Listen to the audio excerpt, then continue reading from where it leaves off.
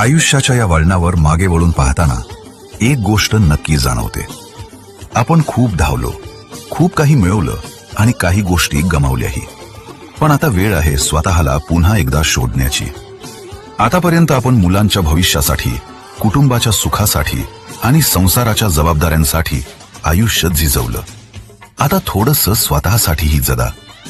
जिथे शब्दांनी वाद वाढू शकतात तिथे मौनाची ताकद ओळखा. मुलांना मार्गदर्शन करा, पण त्यांच्या आयुष्याचे निर्णय त्यांनाच घेऊ द्या. अपेक्षांपेक्षा समाधानात जास्त सुख असतं. जुन्या मित्रांना भेटा, मन मोकळं हसा आणि रोजच्या छोट्या छोट्या क्षणांमध्ये आनंद शोधा. कारण शेवटी आयुष्य किती वर्षाचं आहे हे महत्वाचं नसतं, तर ते किती आनंदाने आणि समाधानाने जगलं आहे हे महत्वाचं असतं. हसत रहा, आनंदी रहा आणि आयुष्याच्या प्रत्येक क्षणाचा मनापासून आनंद घ्या.